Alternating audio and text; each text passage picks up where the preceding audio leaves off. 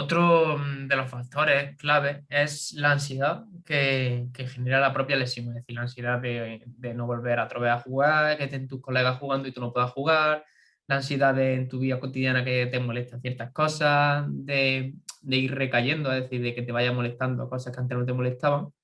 y entrar en un bucle negativo pues, de no creer que te va a recuperar, etcétera. ¿Cómo podríamos gestionar esa ansiedad o cómo podríamos normalizar esa ansiedad? Sí, al final la ansiedad es una emoción normal en este tipo de procesos porque, como comentas, yo como deportista lesionado me paro y el resto del deporte sigue, ¿no? Es decir, siento un poco esa preocupación por estar perdiendo tiempo, perdiendo entrenamiento, y al final la ansiedad es una reacción normal, pero que se puede aprender a gestionar. ¿Por qué? Porque si no la gestionamos adecuadamente, pues tiene consecuencias, ¿no? Me puedo sentir más cansado, más irritado, también, no sé, irritable, como comentabas tú antes. Afecta también, por ejemplo, al sentimiento del dolor, al sueño, que también repercute en la recuperación, y al final son muchas consecuencias que pueden afectar el proceso de recuperación, que lo pueden alargar y que lo pueden condicionar, ¿no? Entonces, es verdad que es importante trabajar estrategias de afrontamiento, que al final pues son ese conjunto de acciones, conductas o estrategias que yo pongo en marcha para enfrentarme a un problema, ¿no? Y entonces es verdad que las técnicas de gestión de la ansiedad dependen mucho de la situación y de la persona, pero sí que hay ciertas pautas, ¿no?, generales, por así decirlo, que podemos incluir en nuestro día a día. La primera ya la he comentado, que es la de darse un tiempo, es decir, el proceso de aceptación de una lesión pasa por unas fases. Puede aparecer primero un poco esa negación, ¿no?, ese enfado, esa frustración,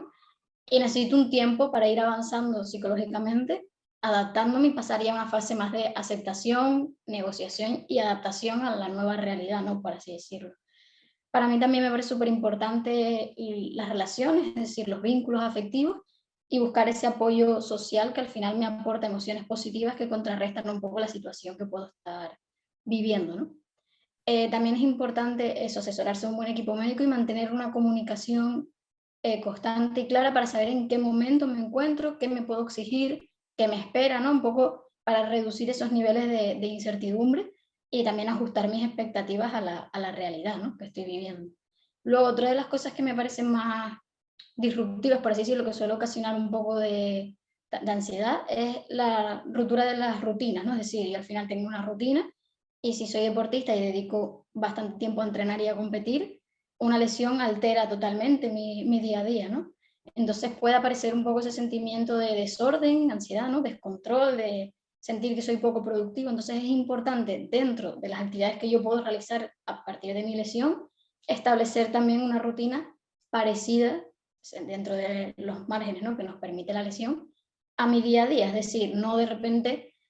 romper con todas las rutinas que tienen que ver con el deporte y con los factores externos, sino intentar un poco favorecer ese orden o esa estructura de mi día a día para no sentirme a lo mejor tan indefenso o tanta diferencia con la vida anterior, ¿no?, por así decirlo. Después, como dije antes, es importante cuidar también los pensamientos, la forma en la que me hablo a mí mismo, porque somos muy exigentes con nosotros mismos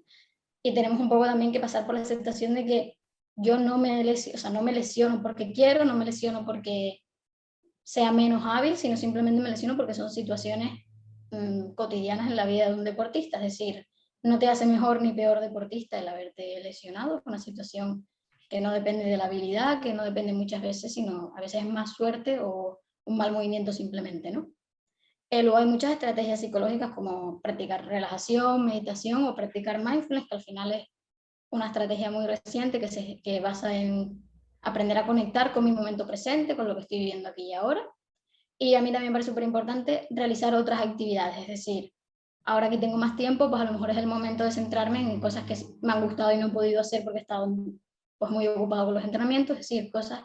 que a mí me guste, que me aporten emociones positivas, porque al final las emociones más desagradables ya las da la situación, entonces pues yo puedo poner de mi parte para contrarrestar un poco y también vivir experiencias que me aporten cosas positivas y me hagan mejorar mi estado de ánimo, que influye en mi recuperación.